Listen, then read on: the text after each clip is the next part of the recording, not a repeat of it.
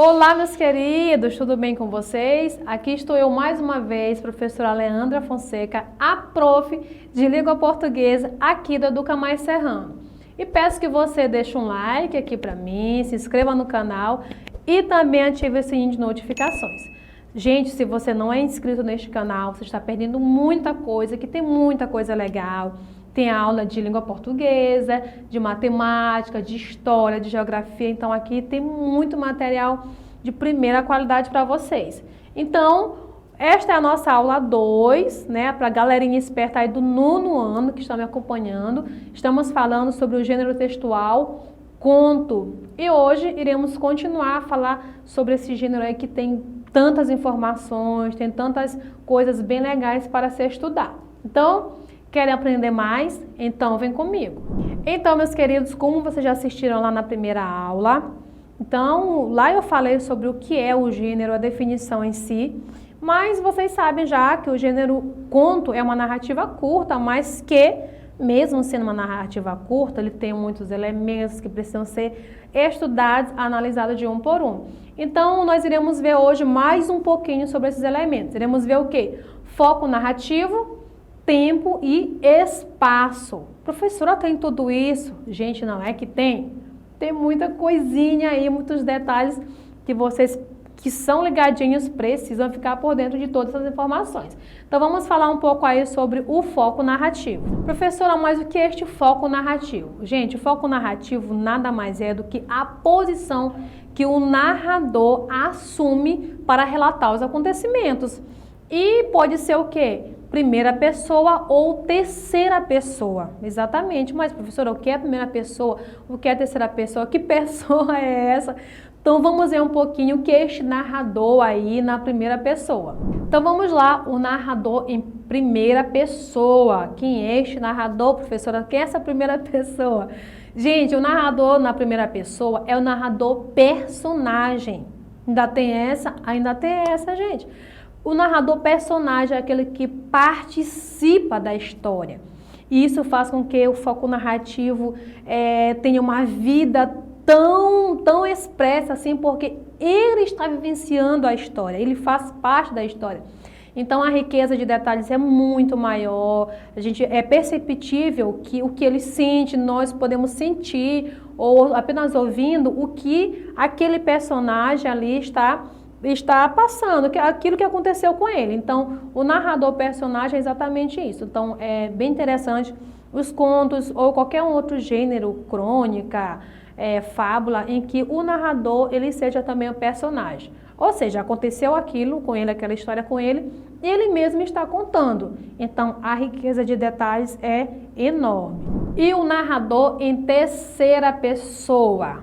Já vimos que o narrador na primeira pessoa, aquele narrador personagem, ele faz parte lá da história, mas o narrador na terceira pessoa, ele não está lá na história, não faz parte daquela história. Então nós temos aí, quem são? É o narrador onisciente ou observador. Então, esses dois narradores aí que fazem parte aí desse foco narrativo quando está na terceira pessoa. Então, vamos ver mais um pouquinho, uma definição que eu trouxe para vocês aqui sobre esses dois tipos aí. Narrador onisciente ou narrador observador, que fazem parte aí do foco narrativo na terceira pessoa, não esqueça. Narrador onisciente é o narrador que conhece profundamente a história e relata, inclusive, os pensamentos dos personagens. Então, meus caros, o narrador onisciente, ele não está na história, não é um narrador personagem, mas só que ele sabe de tudo aquilo que se passa na cabeça dos personagens, as emoções, tudo que vai acontecer. Então, ele tem um poder também muito grande, como se ele estivesse dentro da história, mas não está. Ele é apenas um narrador onisciente, aquele que sabe todos os detalhes, tudo que irá acontecer na trama. Narrador observador. Não está a par de toda a história e relata apenas os fatos que vão acontecendo. Este narrador não faz antecipações nem intervenções no relato da história. Então, nós temos aqui um narrador passivo, um narrador observador, é aquele que não sabe o futuro dos personagens, não sabe aquilo que vai acontecer, diferente do narrador onisciente. Então, o narrador observador ele só apenas relata os acontecimentos de acordo com o tempo que vai acontecendo ali a história. Então, nós temos aí no foco narrativo aí os narradores aí na terceira pessoa.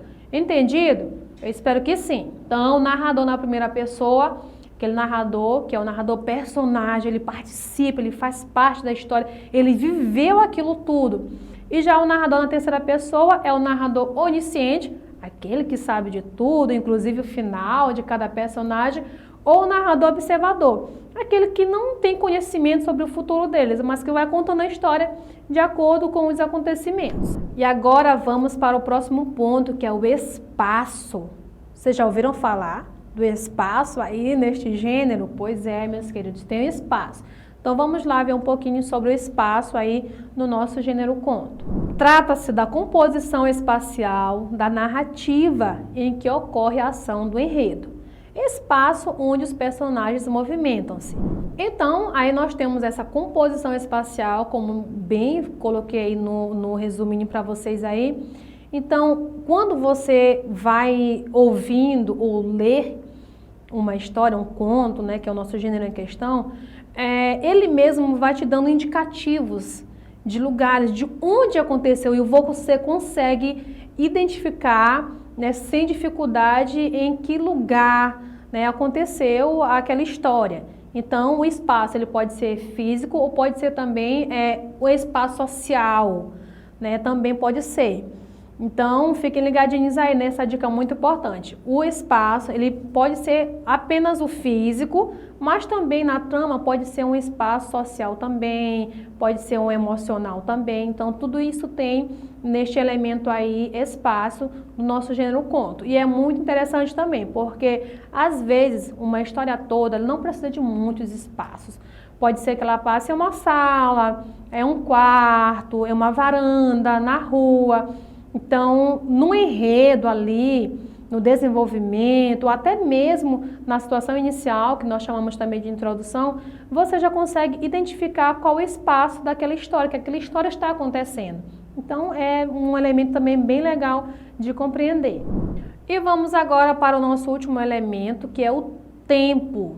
Sim, nós temos também este elemento, e vamos ver mais um pouquinho aí sobre o tempo aí no gênero conto. O tempo compõe as marcas cronológicas na narrativa, expressas por meio de construção como dia, mês, ano, estações do tempo. Então, meus queridos, sobre este elemento aqui, tempo, né, na próxima construção, ali na narrativa, você pode absorver informações sobre o tempo. E ele pode ser cronológico ou psicológico. Então, vamos ver mais um pouquinho sobre esses dois aí tipos de tempos. Tempo cronológico. O tempo transcorre de forma linear em relação aos fatos, do começo para o final. Trata-se de um tempo que pode ser medido em horas, meses, anos, séculos. Então, como o próprio nome já diz, tempo cronológico, ele segue uma linha, uma ordem aí. Então, do início até o final. E aí você vai observar em relação às horas, dias, semanas, meses, anos, séculos. Então, você vai observar na descrição, ali todo no decorrer da história, que tempo é esse? Aqui tem uma marca aqui, tem um tempo cronológico. Então, dá para observar direitinho. Vamos agora para o tempo psicológico, que é um pouco diferente. É o tempo interior, aquele que ocorre com base na imaginação ou memória do narrador ou personagem, e é marcado pelas sensações experimentadas por ele em relação a um determinado momento. Não é linear, pois os acontecimentos não ocorrem de forma natural.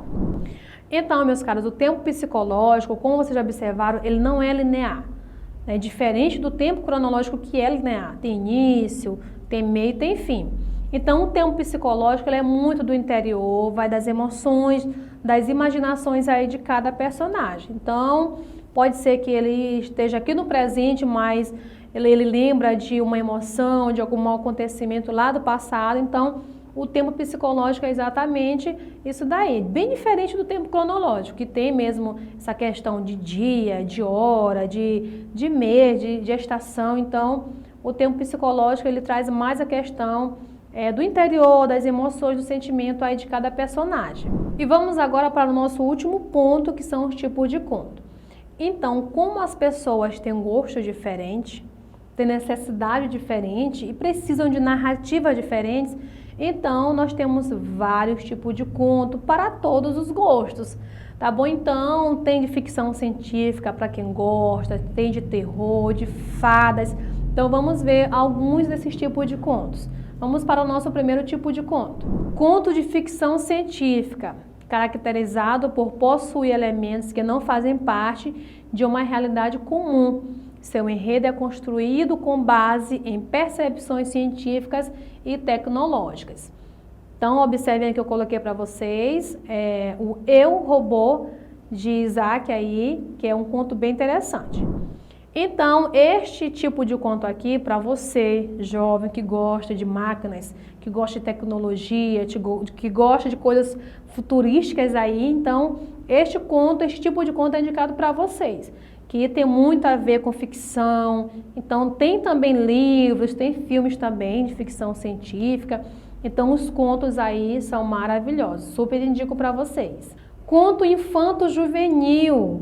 Então, eu sou apaixonada por esse tipo de conto, infanto-juvenil. Já li bastante. E se você já leu um conto infanto-juvenil, você pode colocar também aqui nos comentários: ah, professora, já li tal livro, ou já assisti, ou já ouvi. Então, você fica livre para colocar nos comentários. Então, vamos ver um pouquinho sobre o conto infanto-juvenil. Narrativa destinada a crianças e adolescentes. Possui linguagem mais simples e elementos que fazem parte do mundo do seu público-alvo. Como exemplo, eu coloquei aí Marmelo, Martelo, de Ruth Rocha. Então, o conto infanto-juvenil, como eu coloquei, é bem indicado aí para a galerinha aí, os adolescentes, pré-adolescentes e as crianças até. Tem uma linguagem bem simples, é uma narrativa bem leve e com características que tem tudo a ver com a realidade das crianças e dos adolescentes, né? Como fases de vida, sentimentos. Então, esses contos ele tem o poder de abordar essas temáticas, que tem tudo a ver com vocês aí. Conto fantástico, outro que eu sou apaixonada também por esses elementos fantásticos. Vamos ver um pouquinho sobre esse tipo de conto. Construído com personagens e narrativas impossíveis na realidade. É inspirado em narrativas clássicas. Gente, os contos fantásticos são maravilhosos.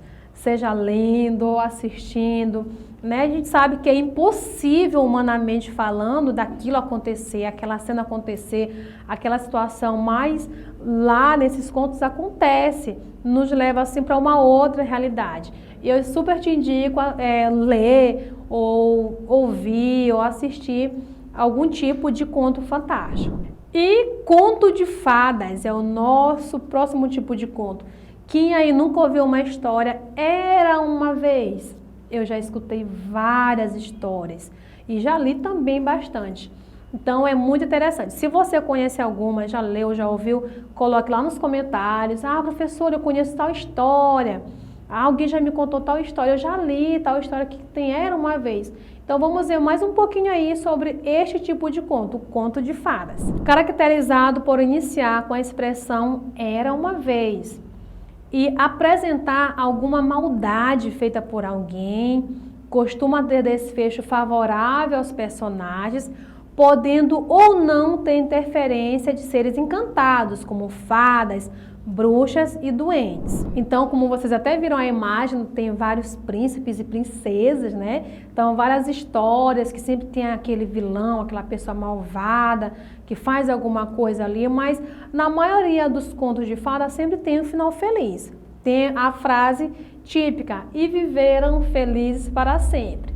Então, também super indico para vocês, nossas crianças aí, a lerem os contos de fadas, que tem números para todos os gostos. Então, chegamos ao fim de mais uma aula, que nós terminamos de estudar com mais profundidade os elementos, a estrutura desse gênero tão importante. Então, você, por favor, antes de sair daqui, deixa um like para a prof ficar bem feliz, se inscreva no canal e também ative o sininho de notificações. E, por favor, vão lá para a aula 3, nós temos a terceira aula que tem uma surpresinha para vocês. Então, muito obrigada pela companhia de vocês e até a nossa próxima aula.